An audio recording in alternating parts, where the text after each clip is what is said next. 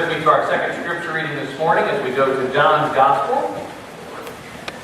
If you're opening your Bible to that on page 100 in the Second Testament, I want to point out something about it. You'll notice that this passage actually starts at the end of chapter 7, in verse 53. It's got little brackets around it, and at the end of the story, at the end of verse 11 of chapter 8, there's little brackets. That's because scholars aren't really sure if this was a part of the original gospel or not. They think it's something that may have been dropped in later. And so because of the Greek that's used and other cues, it makes them think this may not have been original. So when you see those double brackets in the Bible, it means it's a part of the Bible that was in some early manuscripts, but not in others. So that they think that this may have been added in later. So that's what that's for.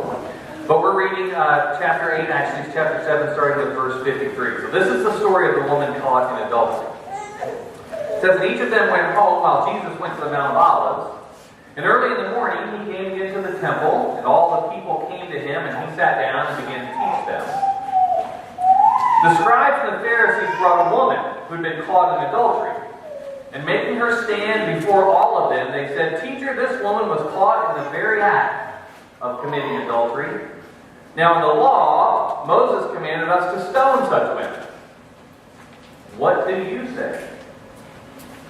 They said this to test him, so that this might have some charge. They might have some charge they could bring against him. Because if he said, yes, she should be stoned, then he is basically going in his teaching of grace and love. If he says, no, she shouldn't be stoned, then he's breaking the law. And either way, they would have a charge against him. So Jesus bent down and he wrote with his finger on the ground, and they kept on questioning him. He straightened up and said, "Let any among you who is without sin be the first to throw a stone at her." And then once again, he bent down to write on the ground. When they heard him say that, they went away, one by one, beginning with the elders. And Jesus was left alone with the woman standing before him.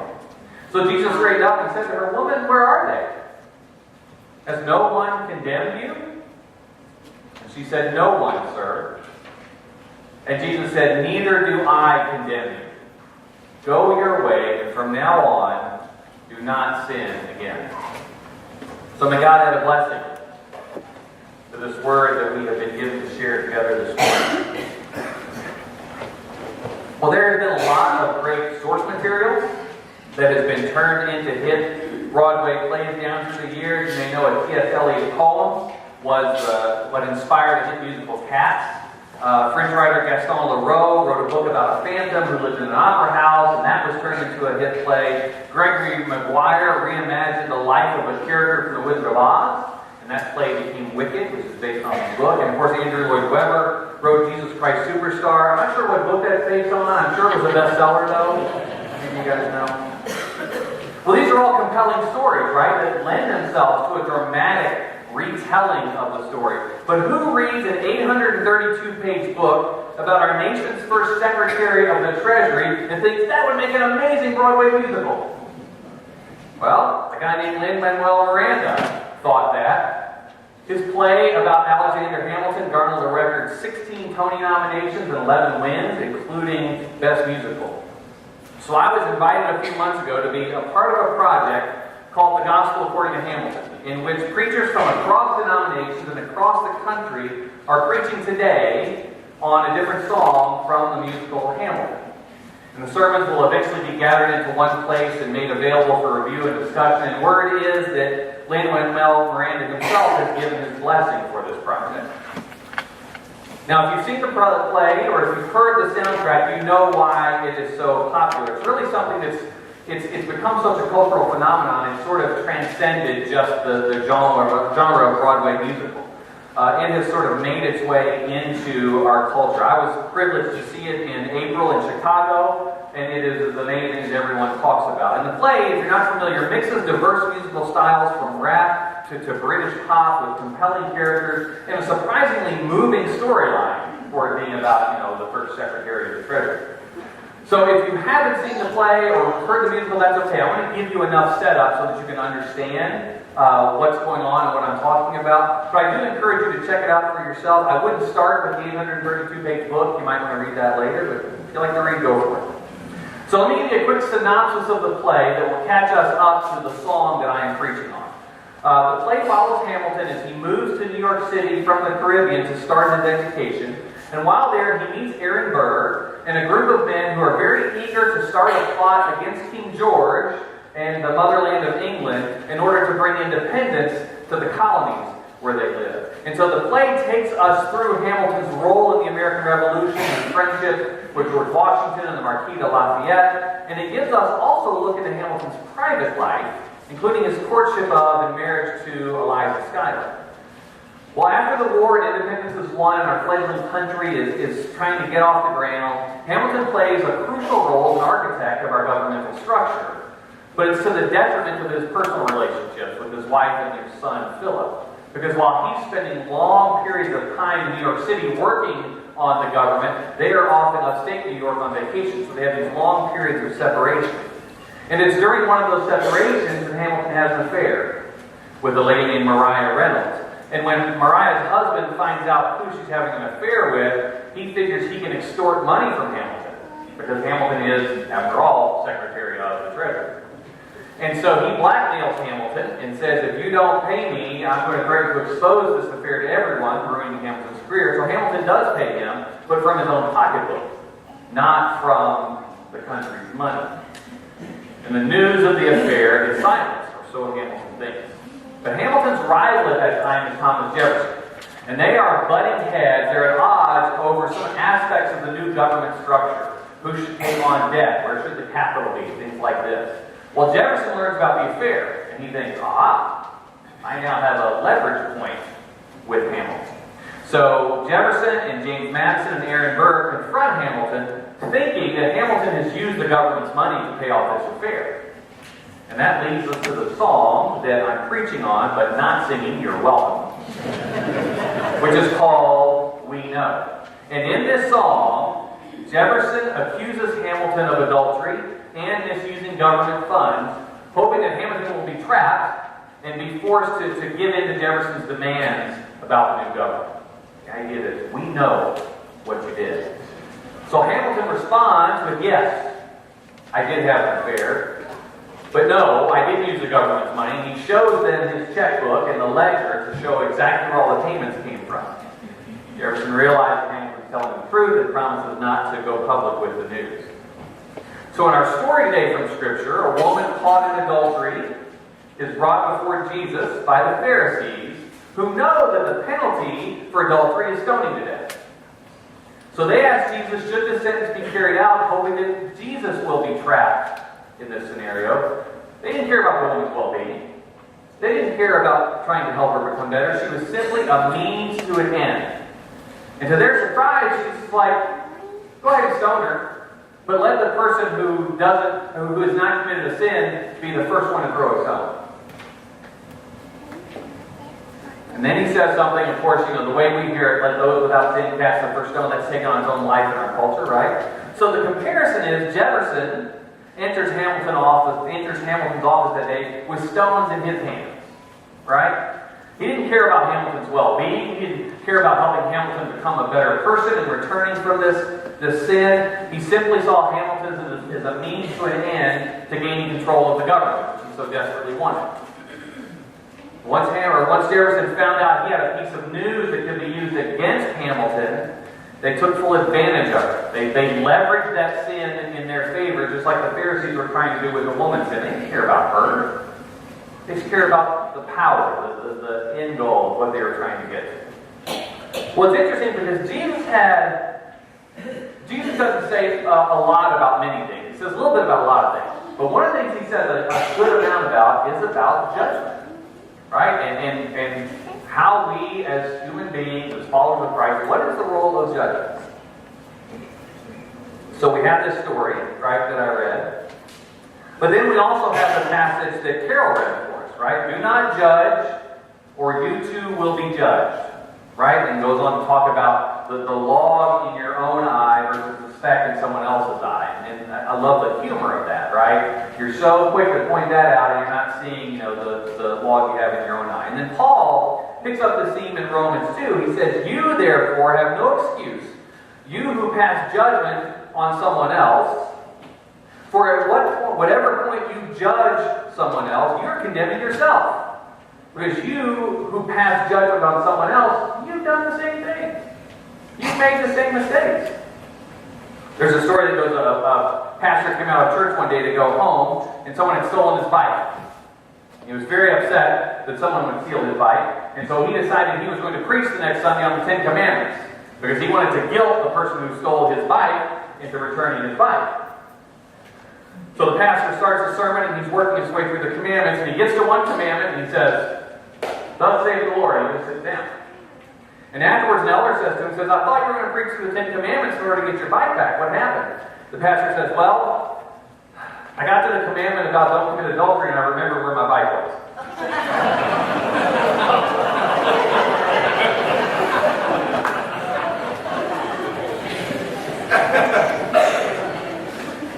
In the play, Jefferson was guilty of doing the exact same thing Hamilton had done, and guilty of doing what the Pharisees are doing in our passage. He was condemning the sins of others without acknowledging his own. And a good way to get at the understanding of this is to understand that sins down through history have been divided into sort of two categories. There's the sins of the flesh, like adultery and murder and stealing, and there's sins of the spirit, like pride and greed and judgment. But you'll notice it's the sins of the flesh that tend to get a lot more attention these days, isn't it? There's sort of this lurid attractiveness to them because they're a lot easier to name. They're a lot easier to point out. They're a lot easier to condemn. There are a lot of pastors who've been fired from church for stealing church money or having an affair, but how many pastors lose their jobs because they were too judgmental? Or because they were too prideful? Right? It's kind of fun to point out sins of the flesh, isn't it? Oh, look what you did. C.S. Lewis says it this way. He says, the sins of the flesh are bad, but they are the least bad of all sins. All the worst pleasures are purely spiritual. The pleasure of putting other people in the wrong, the pleasure of bossing and patronizing and spoiling sport and backbiting, the pleasure of power and hatred. Lewis says, that is why a cold, self-righteous prig who goes regularly to church may be far nearer to hell than a prostitute. You see, we are scandalized by sins of the flesh, aren't we? And yet Jesus is scandalized by sins of the Spirit. See the difference? Jesus was a lot less concerned about this woman's adultery than he was about the Pharisees' judgment. And so it's instructive for us to pay attention to what Jesus pays attention to in this passage. And yet the Bible doesn't distinguish between different types of sins, right? Paul says in Romans, all have fallen short of the glory of God. All need salvation through Jesus Christ. But here's the thing, isn't it so much easier to feel better about yourself when you can point to someone else's sin of the flesh and be like, aha, at least I'm not as bad as that person. Right? I mean, if we're really willing to admit it, when someone else is caught in that kind of sin, there's a part of us that's like, oh, yeah, so I'm not as bad as I thought. And that is the sin of judgment. That is the sin of the Spirit. There's another great work of art that demonstrates the sin of judgment, I think, in a powerful way. In To Kill a Mockingbird, lawyer Atticus Finch is defending Tom Robinson, an African-American who's been accused of raping a white woman.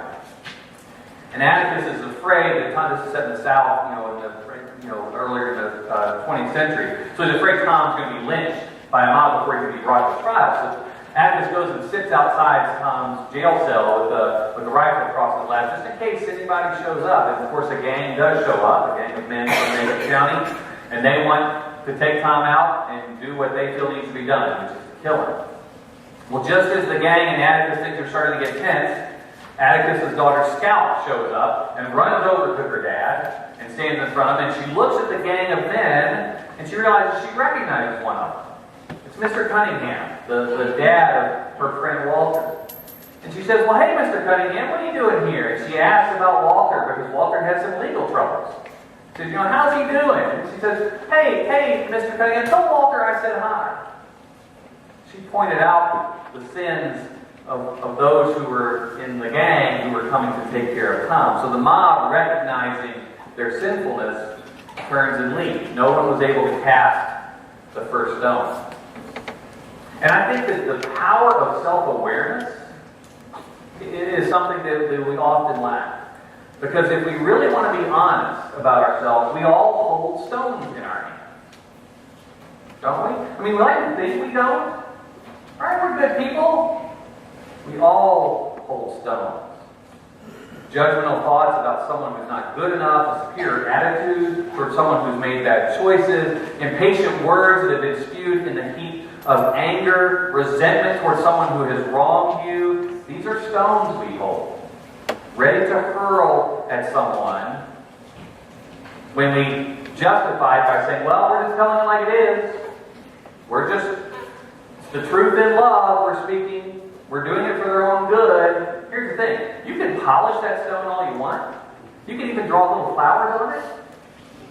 It's still a stone. It still does damage when you throw it. Right? Thomas Jefferson and his friends entered Hamilton's office with their arms full of stones. They thought they knew what Hamilton had done, and rather than try to help him back on the right track or even try to find out the facts, they were ready to stone his political career, his marriage, his reputation, and yet they were wrong about the source of money that he was using. And how often do we do that? And this is something I think we really have to check ourselves. I have to check myself on. I'll speak for myself. In the absence of facts, how often do we concoct stories that paint someone else that we don't like in a negative light? Right? Well, if something bad happened, they must have done something wrong. This story is so similar to the story of Job, right? Because Job has all these bad things happen to him, and 3 of Job's friends show up and they say, all right, Job, what'd you do wrong that caused all this trouble? Because the assumption is, if something bad is happening to someone, they've done something to deserve it. And we sort of default to that, right? We default to that feeling that, well, I don't really know what happened, but I can guess because I know what that person's like. We think we know, and we really don't know. Everyone has a story that is deeper and more complex than any of us can see. And yet when we're dealing with someone with whom we disagree or dislike, we tend to default to the version of the story that makes us feel best about ourselves, even if it makes them worse, and even if it's not true. And when we do so, we are committing a sin of the Spirit. We are judging them for their actions while the log sits firmly in our eyes. Let anyone who is among you without sin be the first to throw a stone. And we have that ability, don't we? With free will, we have the ability to do that. That's a lot of power we hold in our hands. The ability to judge, the ability to condemn, the ability to wound someone else. That's a lot of power. But we also have the ability to offer love, to offer acceptance, offer hope, offer reconciliation. Because those are the very things that are offered to us by Jesus Christ, who didn't throw any stones at us, but who instead died on the cross for us. John 3:17 says, Jesus didn't come down to the world to condemn the world. He came down to save it, to offer salvation. What I appreciate about Hamilton in the song and in the play is his willingness to do some serious self-examination and to admit his sin in a way that actually ruins his career, because he does go public with the affair, and it ends up ruining his career and his marriage. And I wonder how our lives would be different if we were willing, and it takes courage, to engage in the same kind of self-examination, to enter into the same kind of spirit of confession for our sins of the Spirit.